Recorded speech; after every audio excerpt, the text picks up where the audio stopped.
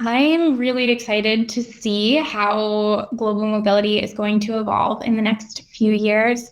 I feel like it has evolved quite a bit in the last few years, and it's been a really exciting space to be a part of.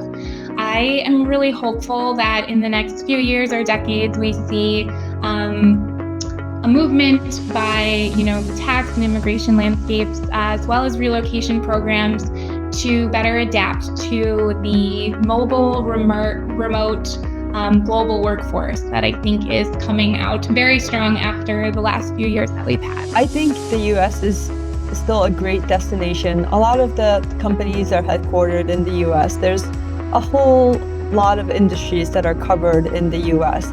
You could be in one city and experience so many different industries. Look at global mobility programs that are structured. Again, you see different nuances between industries. The mobility policies that you see for a tech company like ours is going to differ from, for example, a biomedical company. And so getting that, if you're in mobility and coming to the US, I think you'll get a lot more exposure to those differences, and it'll just add to your. I think the United States is attractive to global mobility programs because there's a lot of great companies that are headquartered here or have a large presence here. And so a lot of revenue is generated in the United States. All things considered, there's a pretty good, education system. And I think it really goes back to the American dream for a lot of individuals. I think there's an influx of immigration into the country for good reason. And so it creates a nice opportunity for individuals or later their dependents who will be possibly growing up in the United States down the road. Singapore as a destination that would be, great for them, regardless of their profile. So the stable political environment, makes it a lot easier for one to, bring their family and settle. And for the same reasons, we do have a very diverse talent pool for transfer of knowledge, which I find that increasingly important, as everyone can bring in a different diversity of thoughts to support the business.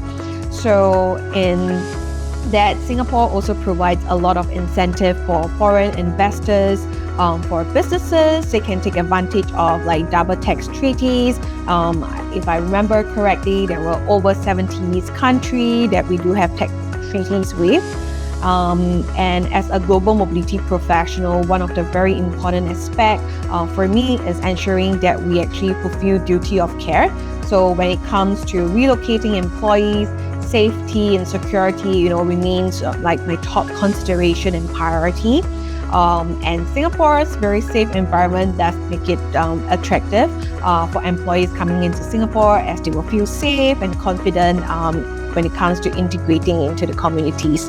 I would say the greatest feedback that I can give is to be open for feedback. What I like to do at every assignee and every case that I'm looking after is to have a very transparent and open and personal conversation with my employee.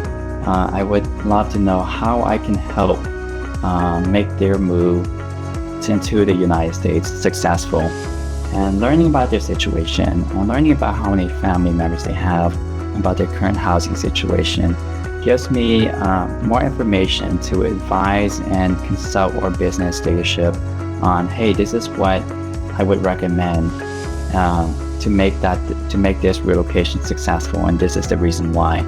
And beyond that, that personal conversation with that employee is collecting their feedback, so that future cases that we move to the United States, we can implement any friction, solutions to any friction that we encounter. I truly think that there's no such thing as a perfect program. There's always room for improvement.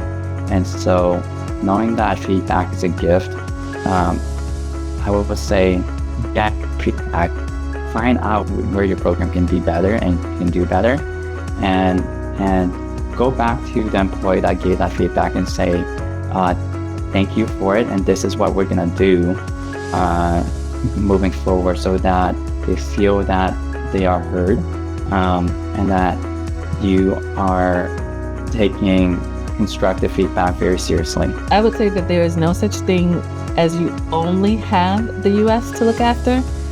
I think the key word in global mobility is global. And I think as global mobility professionals, we all have to have some global knowledge ourselves. I think it definitely helps if you yourself have ever moved or been on an assignment, whether a short-term or long-term assignment, so that you can relate. I think it's also good if global mobility professionals have experienced a move, even if it's within the same country, and have worked with themselves, different relocation partners and vendors, so that you can relate to what the employee may be going through. So I really would just say there is no such thing as only being focused on your country, in this case, the United States, because the employees that you're working with, they have another country to consider. So whether it's their home country or their host country, you have to have some knowledge, basic knowledge at least, and some connections in those other regions, whether they're on your team or with your different partners, so that you can properly assist a team member that's relocating to the US. So I think we can never be only focused on the country that we're operating in. We have to appreciate and accept that these employees are coming from different backgrounds and different countries. And in addition to learning the United States, we also have to be mindful and empathetic to the background and the culture where they may be coming from in their home locations. So global mobility can be looked at from an operational perspective. At its basic level, we are moving talent from point A to point B and ensuring that it's done in an efficient, safe, and compliant way. Global mobility to the business, I'm afraid it's still seen more as a tool because of the operational side of the mobility. And we could definitely uplift it, let's say, the image of global mobility if we add more, better perspective that it's not only the operational side, but also, thinking together side. Or let's just connect at the very start of any assignment or relocation side.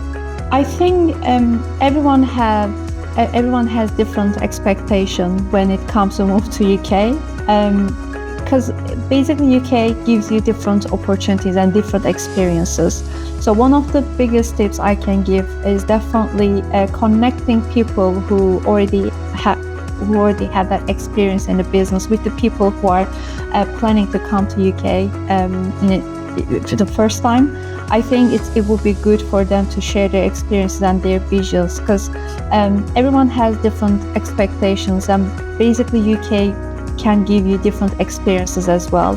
So in terms of answering those expectations in the people, it's always good to connect people who already been there with the people who are just excited to have that experience in UK. Global mobility to the business, I think, really helps as more of like a HR service, if you will. I feel like that's how most companies see it. And by that, I mean that it really is a people group, meaning that it is supporting, the people and the team in order to either help with an immigration case or help with a relocation case. And so it's really an adjunct. I think the differences that have happened over time is that global mobility partners have become more partners and less just, individual, service things that happen as they go. I think over time, it's really become more strategic, and every company has a different a package that they give people, and that's valuable to the company because that brings new great hires into that company and then supports the people that are already there. So I think it is a people centered specialty.